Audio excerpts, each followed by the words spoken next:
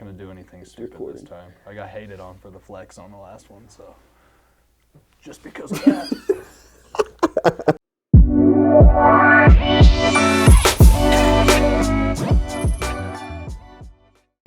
All right. Well, it looks like the winner of our best suggestion for a topic this week is the setup, gear-wise. Not just specifically the bow, but everything. So we can just start from the bottom up. Yeah, as you say, we could start with this first hunt, Western hunt, go through a gear dump. Well, pretty much a lot of our gear is the same all the time, just because we're not, at least I'm not. I know you've got everything, but, I'm trying to do it all with the same gear kind of guy. Yeah. Starting from the ground up, I guess, literally, the boots. This hunt will be the lace-up Irish Setter Vapor Trek 8-inch. Definitely not wearing any rubber boots out there in the mountains. That'll tear my feet up. But I do have rubber boots for whitetail when it gets cold back here. Irish Setter again, Rut Master 2.0. What are you running footwear-wise? Haven't decided yet. I've got 5 different pairs of Salomons I'll have to pick from. You can only wear one, son. I'll probably bring 2, maybe 3, leave them at the truck. I've got a pretty stiff pair.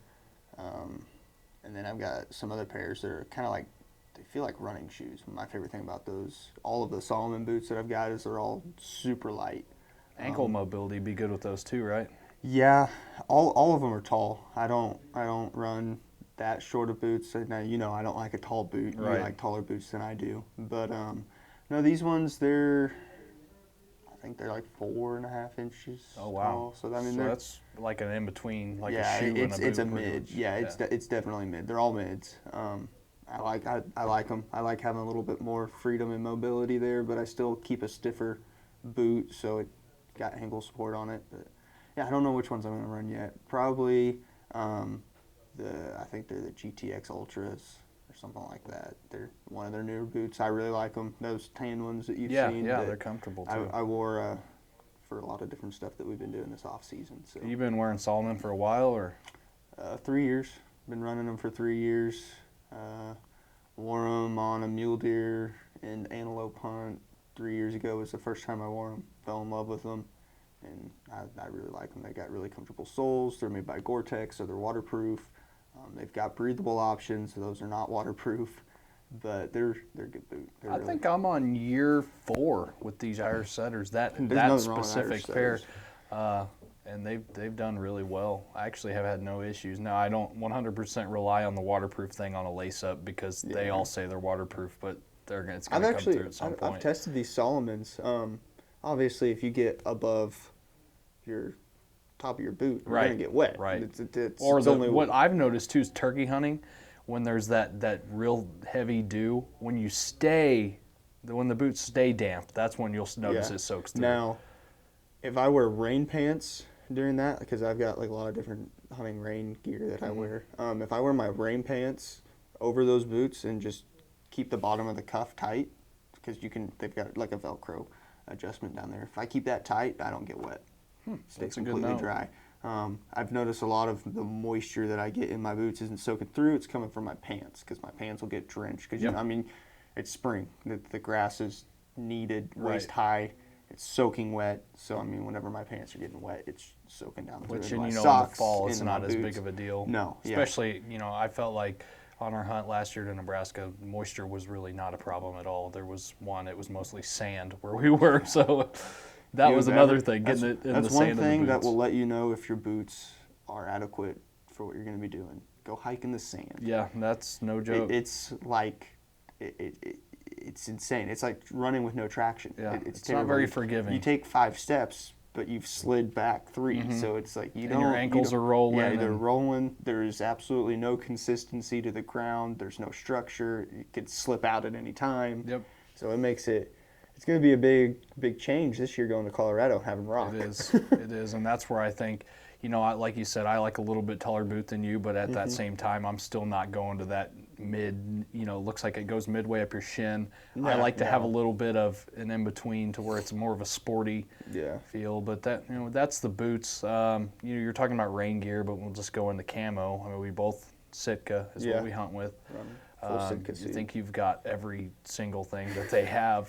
A lot. Let's talk about the patterns they have, though, because a lot of people might be wanting to get into Sitka, and I've probably only been, 2 or 3 years? 3 years of having Sitka, maybe? I don't know. Idea. But regardless, getting into it, it's a little scary because you're like, I don't know what to get. Oh yeah, no, it can definitely be confusing. I mean, we had a buddy last night asking us. That's what sparked my interest. About different, about what he should get. He was talking specifically base layers, but no, it can definitely be shocking and difficult to kind of navigate through all that stuff. You could take my route and just get all of it and figure out what works. Or I'm a little more strategic. And go, a little more strategic. There's a lot of good things and a lot of stuff that people don't realize is like, even though it's called one thing and like, so their patterns are Elevate 2, Subalpine, and then Open Country. That's like their big game patterns, which Elevate 2 is their whitetail pattern. They're very, very specific. You can get on their website and go look. It's broken down by species, type of hunt. Yep. You can even break it down by if you're doing spot and stock, if you're going to be calling, like they have all sorts of stuff. The patterns are designed for the use. Yeah. And so a lot of things that, like a lot of stuff that I've started to realize, like we'll take their down material, for example. They have their Kelvin Active, and then that is their big game side. It's a down jacket, lightweight, kind of packable jacket. And then on the whitetail side, they have a Celsius, I think Celsius Active or so. I can't remember what it's called. They're essentially Celsius MIDI or something. Celsius MIDI. That's what it is. Yeah. But essentially, they're the exact same jacket. Now, the Celsius MIDI has a little bit more down material in it, but you could match that up with like their Kelvin Light Active, which is a step up from the Kelvin Active, and they're pretty comparable. Only difference is you're getting big game pattern or whitetail pattern. Right. And so, kind of going through that is kind of difficult because it's like you feel like you're buying the same thing. Right. Essentially, you kind of are. So you could kind of pick and choose what you're getting. I'm super OCD, so I like to have all of my patterns match. Yeah. Even down to my backpack. I buy my backpack that I'm going to be using based off of what pattern I'm going to be wearing. And same with my bows and everything. So a lot of hunters are that way, though. You're going to spend the money, you might as well have it be a complete set. For like our purpose, we're doing a lot of content related stuff. So you don't want to be disorganized, mismatched. It doesn't look good. It doesn't look professional. So like on a normal hunter, like somebody who's not going to be taking a camera out, you can wear whatever you want. Right. Like it's not going to matter. The deer don't care. It's going to work the same. Yeah, the deer don't care. Well, you were talking to, let's go into the pattern a little bit, because if we just talk straight up the different systems, we'd go in a rabbit hole. It'd take us 3 hours. But I keep glancing up at this picture here, and the reason I do is because when we were talking about the Elevate 2, which is designed for whitetail hunters, and more specifically tree stand or saddle, being in a tree, elevate. Yeah, it's 100% designed to be You up see in a the tree. white, which is the sunlight coming through the leaves. That's where the white in that pattern comes from. When I first looked at that pattern, I was like, where in the world in the early season, when everything's green and brown, where is this white coming from? Yeah. Then, as you learn more about what the pattern's designed for, that's why it makes sense, because when a deer looks up into a tree, if they do, they're seeing light come through the tree, which is white most of the time.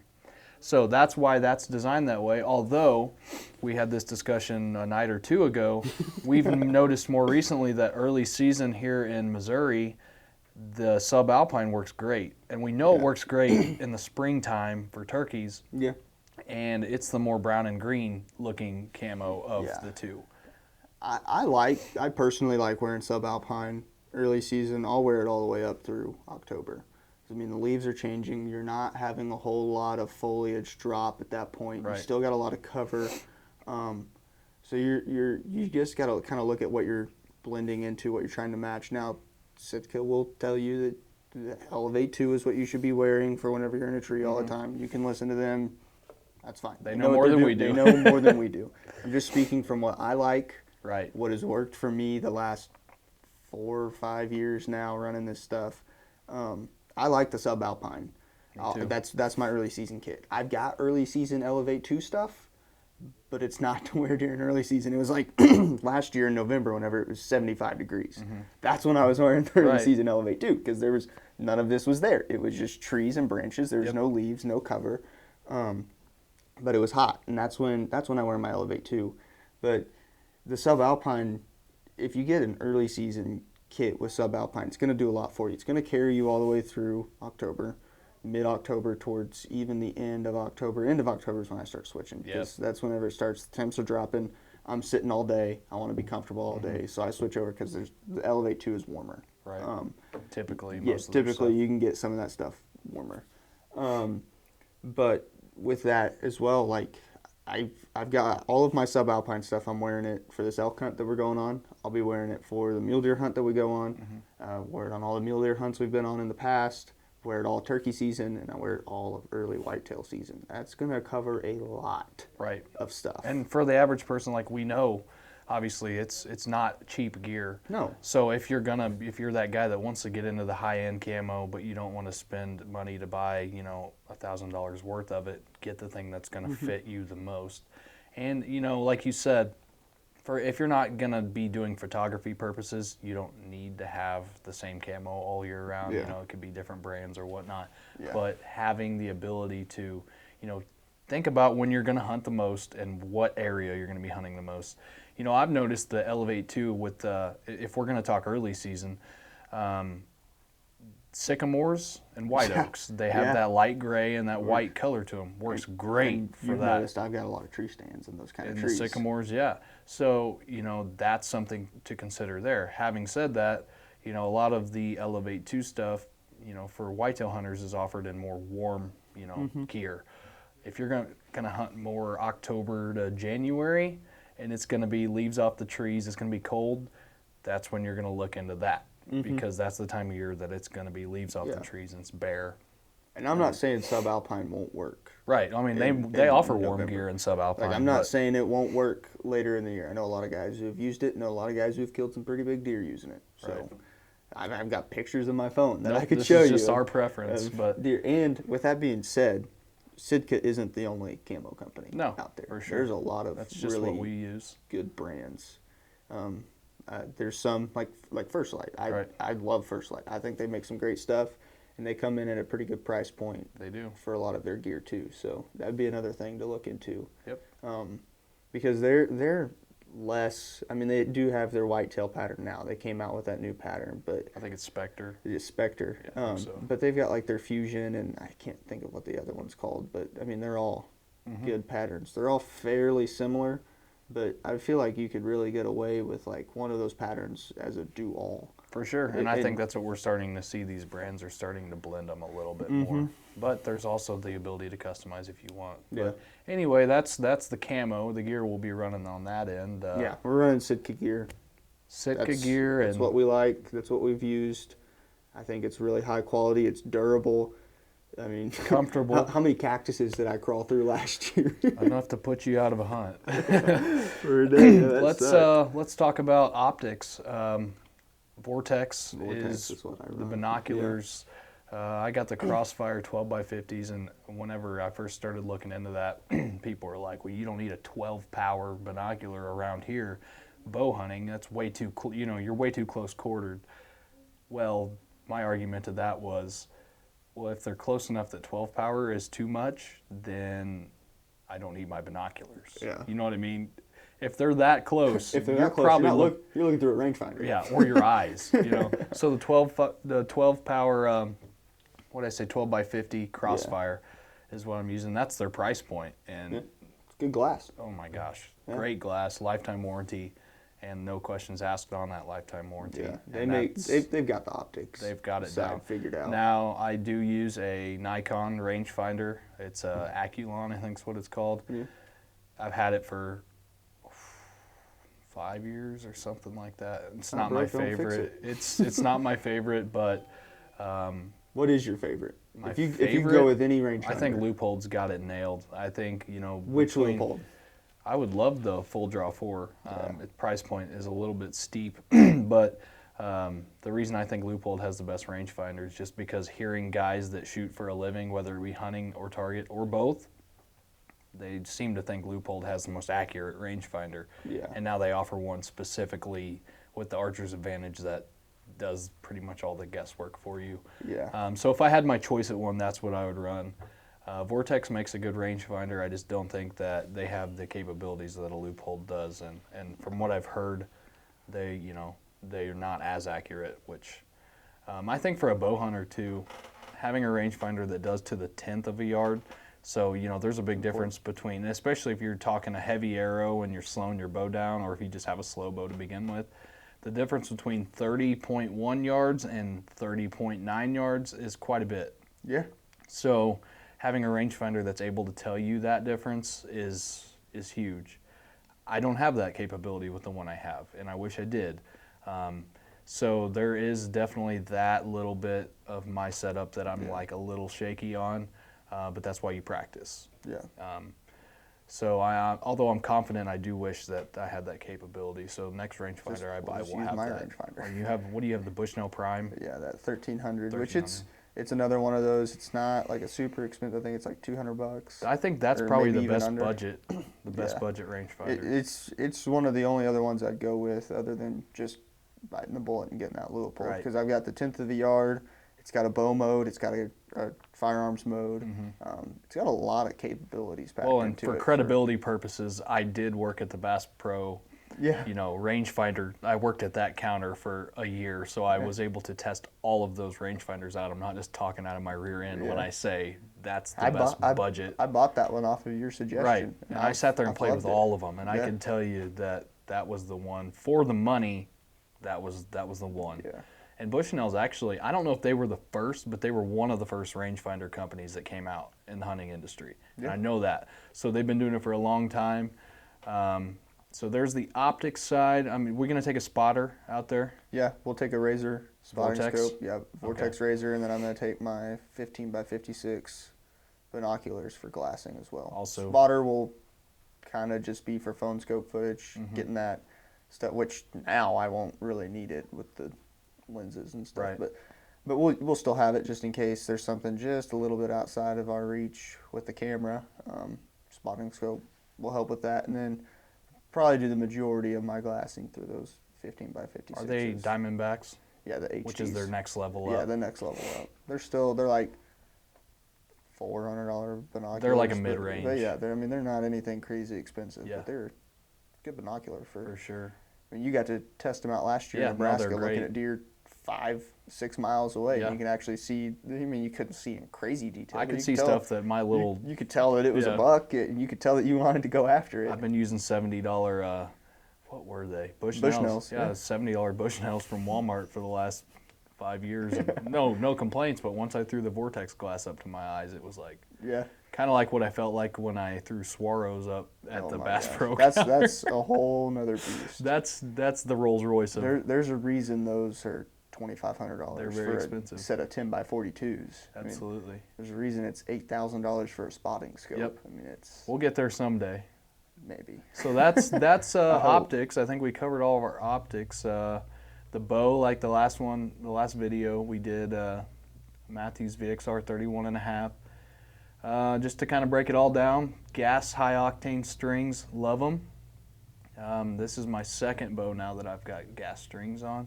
Stabilizers I'm running right now, I've got a 15-inch micro hex by Bee Stinger on the front, and then that's a 10-inch. I think it was a competitor. Could be the Hunter. I don't remember on that back bar, but it's a 10-inch. Rest QAD Ultra Rest. That's the Integrate. Yeah. That good thing's rest. awesome. It's got the micro adjust on it, and QAD's been pretty generous on sharing us on their Instagram page too. So shout out to them for that. They like the bow and the setup. That sight there, we got a 1-pin Excel Carbon AccuTouch Pro, and I have the 10,000ths. A little bitty guy. Little bitty pin on that, and I need that because my eyes will blur a big pin so fast it will cover up everything. Yep. Love that sight. I've been wanting one for years, and up until this year, I think they've been running that particular sight for 4 or more years. If not more. Yeah, I mean, and they finally came out with the Landslide this year, which I would love to have, but I had just bought that sight whenever it came out. I know I had it in 2016. I think it's at least 4 years So, old. So yeah, if so, I it's mean, not that's- broke, don't fix it. And Yeah. they didn't until this year, and Yep. they came out with a really solid slider. Yeah, that thing is dope. So the one pin for hunting, that draws a lot of attention because a lot of, traditional bow hunters, or shouldn't say traditional, a lot of old school bow hunters, they are not fans of one pin sight, or they're just not familiar with them. And, for a tree stand hunter, especially whitetail, I think that it's super beneficial because, if you have a food plot, say that's 35 yards to the opposite side, your farthest shot's 35. If you teach yourself to where you're familiar enough with that bow, where I practice at, let's just say I set my sight at 20 and I shoot my target at 20 and then I shoot my target at 35 with that pin still set at 20, you learn how high to aim to where you could set, maybe even if it's 25, set it to 25 and you know where to aim based on the distance. Instead of having to adjust that sight, if you set it at one distance and you shoot from there, you get familiar enough to where you don't have to change it. Yeah. Now, out in more open spaces, like out west, you see a lot of guys will do like a 3-pin slider. So that way, they have a 20, 30, 40, or they can crank it down and have 50, 60s, or however they want to set it up. Yeah. Because with elk or mule deer, we notice a lot that, they might spook and run another 10 yards and stop. Yeah. Well, if you have a 1-pin and you're at full draw and they do that, you can't change it without letting back down. Yeah. With the slider, 3-pin or whatever, 2-pin, they have the ability to just stay at full draw and aim different based on the other pin. So that's where the advantage would be with that. But so far, I really liked having the 1-pin. It's made me a lot better of a shot just because there's a lot less going on. A lot less one clutter. pin to look at. Yeah. And then behind that 1-pin, I actually have this year is a 4-power lens. I had a 6 last year. And a lot of hunters don't use a lens because they don't want to get dirt on it or rain or fog, frost, whatever. To combat that, when we're in drier areas or even when it's just wet, I'll have a sock on it. You can either do like an actual sock, or I call it a sock. It's a scope cover is what it is, to keep the stuff off of the lens. But worst case scenario, if something happens in a pinch, I can just take the lens off. It's not like it's the end of the world. It's not like a rifle scope. I got to take mounts off. I just literally unscrew it, pull it out. So that's the way to avoid that. Let's see, what else we got going on here? Arrows, Black Eagle, Rampage.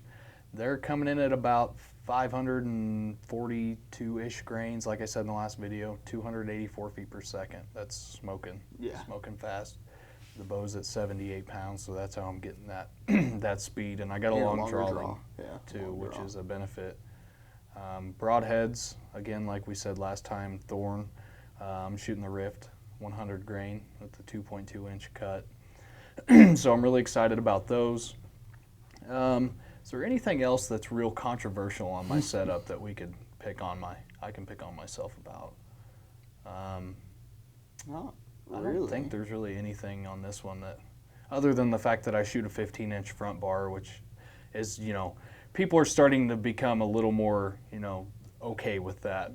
It used to be like, well, that's for a target bow. I mean, honestly, now, you look at your bow, which I've had bows like this for years, so it's not really anything uncommon for me, but for most people, they look at it and that's a typical setup nowadays. But that's what I like about archery is it's so different from person to person. Every bow is that person's bow. It's not going to be the same as the next bow. I can't shoot your bow. I could, but it wouldn't be as good as what you would shoot it. And don't go off of what everybody else is doing. Yeah, you can. There's so many good brands out there for stuff. There's so many different stabilizers, rests, sights. You can go with anything. Quivers, arrows. You can go with anything. I actually do want to talk about the fact that I got a sidebar too, because that's something that I feel like it is becoming a little more popular. You see on hunting bows. Yeah. And if you think about it, you got your sight is on that one side of your bow. And if you have a quiver, which don't shoot with your quiver on, unless it's worst case scenario, you should practice every once in a while just to make sure, to know how it shoots, but don't hunt with your quiver on your bow. No. But that sidebar offsets the weight that's all on that one side of the bow. So for a right-handed shooter, all of the weight is on the right side of that bow. Yep. So when you come to full draw, if the bow is, and the best way to do that is draw back, close your eyes, reach your anchor point, open your eyes and look at the level. If that level's off, then you need to change how your bow is weighted to compensate, because if you're using your hand to compensate that, you're torquing your bow. When you torque your bow, the arrow's flying funny right off the bat. Yep. So that's something that the sidebar has helped with. You just add weight until you see that it's level with your eyes closed. When you open it, boom, perfect level. You're going to have the best chance of flying a perfect arrow based off of that. On the topic of the arrow too, I said Black Eagle, shooting nocturnal nocks and then tack vanes. This is my second year shooting tack vanes. I'm shooting the driver 2.75s, and I don't know that I'll ever switch off of tack. I'll be honest. I probably won't. It would take a pretty substantial change in vanes from somebody else for me to change. Yeah, I was shooting those max stealths from AAE for a long time. I think you were shooting them I had them too, yeah. Great fletching, but whenever you can grab those tack vanes with a pair of pliers and you can't pull them off, right? Like the one you were doing. I used my teeth the other day. Yeah, he had shot through it, like with the broadhead. Shot it with a broadhead and like cut the fletching like at the back where it connects to the arrow, and we still couldn't pull that off with a pair of pliers or anything. Like and the thing I like about them too is, I feel like blazer vanes were the thing. Yeah. And they do have their purpose. Tack has their own profile that's similar to a blazer, and for a big cutting broadhead, you need a bigger, a higher profile vane. Yeah. And they do serve their purpose, but they're loud. Yeah. And that was the one thing I always noticed shooting blazers is it's just going down, and deer are gonna duck an arrow. Yeah. We all know that.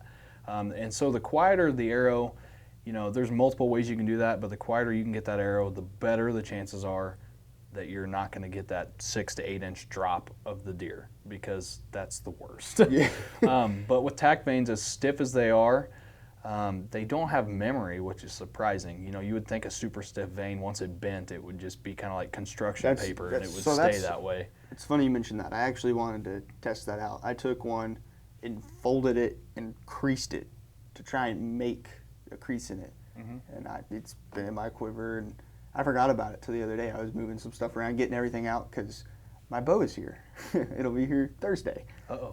So I was getting everything together, and it was perfectly fine. Oh, yeah. There was nothing. I was like, oh, it made me think. I was like, oh, I need to look at that. So I get it out of the air tube, and I'm looking at it. Couldn't find which arrow it was that I had done it to, because there was no crease in any of the fletchings. Yep. So that speaks pretty highly on them. Yeah, and a thing too, AAE actually was the first company I'd ever seen do it. You'll see people come out with AAE and tack both and be like, well, I couldn't get them to stick. Yeah. Well, the reason, there's a primer pin that you put on and then the glue. It's 2-part. It's actually 3-part. You Well, gotta make sure that arrow is clean. That's one true. thing a lot of people But don't get put a bare shaft acetone or anything before a tack vane, though, is Yeah. the thing, because it will mess up that adhesion. But like you said, If you do acetone, make sure you wipe it off really good. Wipe it off really good and leave it for like a day. Wipe it off again, then go. But with that 2-part, once it's set, it's set. Yeah. And I still get vanes come off because I shoot them and they'll go through targets, and eventually it's going to come off. They're not perfect, and I don't expect them to be. No. But the first thing I ever did that I was like, wow, this is the best vane I've ever shot. I shot a bag target and buried that arrow to the nock.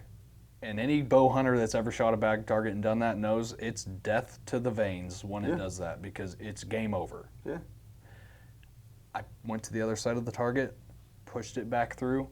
The vanes were, spiraled, looked destroyed. So I threw the arrow on the table and shot a couple more minutes. When I came back a couple groups later, I'm walking back and I look at the arrow, and it's back to its normal. The vanes are back to their normal shape.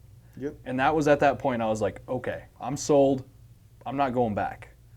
So that's why I shoot tack vanes, and I'm staying on tack vanes. Well, we have this particular elk target that we have a vendetta against.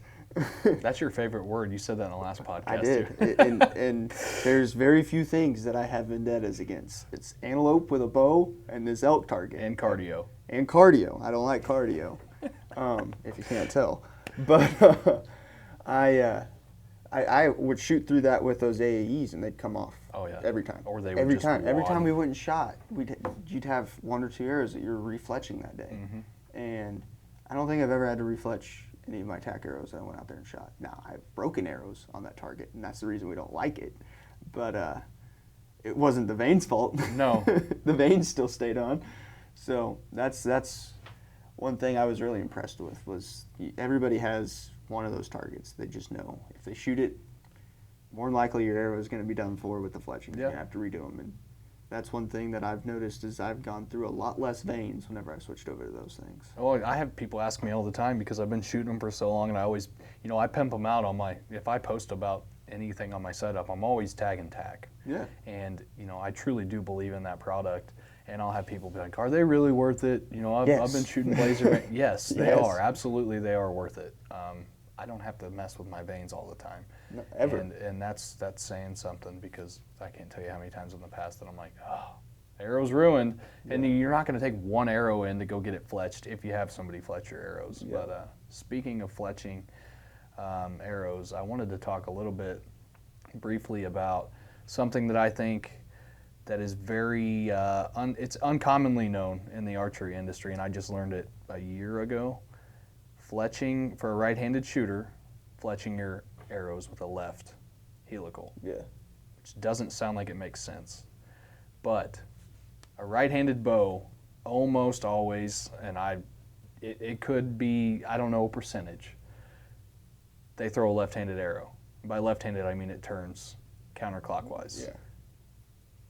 Never did I even think that was a thing until I saw Levi Morgan talk about it. It's called clocking your arrow. Yeah. And what he'll do is he'll take tape and put it on the back of the arrow to basically resemble the weight of what the vanes would be. Shoot it at a super close distance to the target and watch how much it turns, and you'll be able to tell what direction it turned from that. And he figured out the arrows were turning left. So if you're fletching your right helical on a right-handed bow, when that arrow leaves the bow, it's starting to turn left, and then it's correcting to the. And we saw that on the TikTok. That's the other actually day. I was just thinking about that video. This guy shoots, the arrow goes out and it turns left, and then it literally stops mid-flight and then recorrects back the other direction because the vanes made it. Because the vanes made it recorrect. So that's like, crazy. if you just think about like a football. Just imagine throwing a football, and then in the first foot that it's in the air, it turns, it stops its rotation and spins the other way. How much velocity do you think you lose off of that? I mean, think about an arrow. Like when you see an arrow slowing down downrange, it's dropping quick.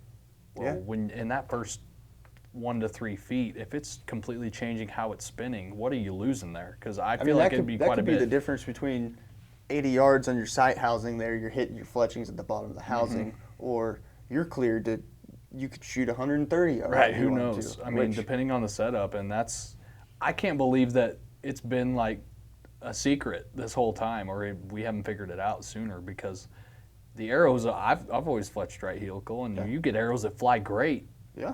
And it's amazing that they can do that. That just shows you what vanes do, is they correct a bad flight.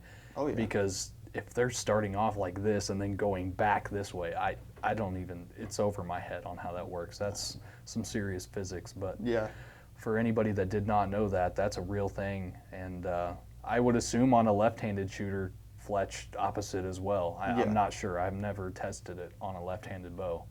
But definitely on that is something to consider. Yeah. So hopefully each time we do this, we throw out a little bit of information that somebody might not have known. A little nugget. We'll throw you a little nugget. And if you think I'm full of crap, I encourage people to test it. Research. Go look up on Bow Life Levi's video of clocking an arrow, because it's a real thing. He's not the only one who's. Tim Gillingham is the old hammer. He is the guy who I had first heard it from, I guess, technically. If there's anybody I'm going to trust on an arrow setup, it's Tim Gillingham. Tim Gillingham. That man he's probably one of the smartest archers out there, one of the most knowledgeable people in the industry.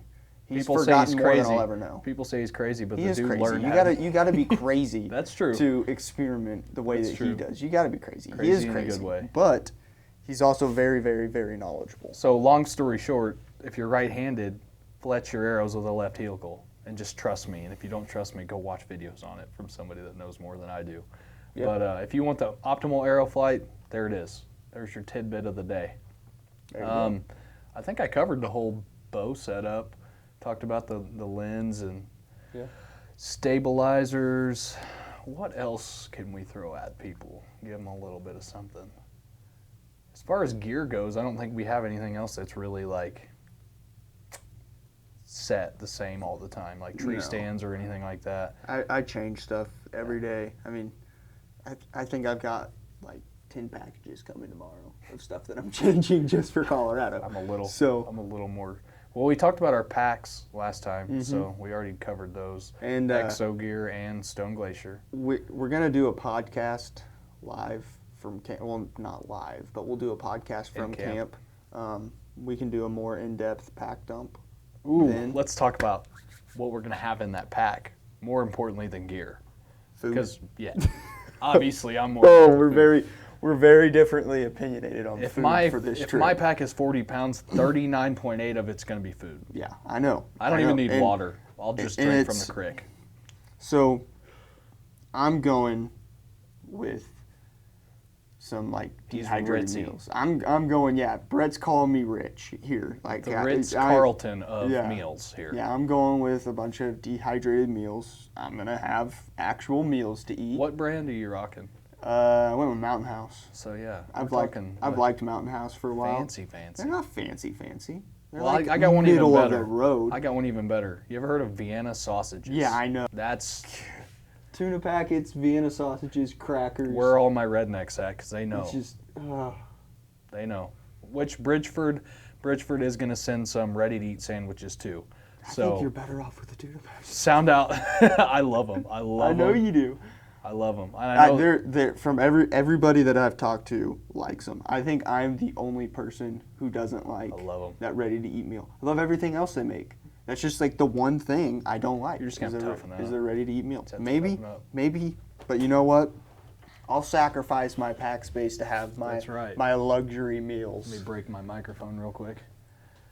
But let's talk about go-to hunting snack, because this is something that, you know, once the diet goes away, which is the day we leave, I'm gonna be diving in. It's full on. Wait, you're on a diet right now? Yeah, absolutely. Oh, was I supposed to be? So, what's your go-to hunting snack? Let's hear it. Like my one, if I had to pick one hunting Gotta snack, have it. Sunflower seeds. Gotta have sunflower seeds. I love sunflower seeds. I mean, I like them, but I I don't know love if them. that's my I didn't say I go-to. liked them. I love them. Love sunflower seeds. Okay, so mine is the wild berry Pop-Tart. There's nothing quiet about that. I'm not looking at that as a snack. That's my breakfast. Oh, no, I'm gonna be Pop-Tarts, oatmeals, and Metrix bars. That's what I'm eating for breakfast. So protein bars, that's a good one too. Yeah. We might have to throw that up on the story, see what people's opinions are on hunting snacks. I like sunflower seeds. And sunflower seeds aren't necessarily quiet, No, that's true. but I like sunflower seeds. I'm a big sunflower seed. Is that why I have to practice so far out with my bows, so that way I can?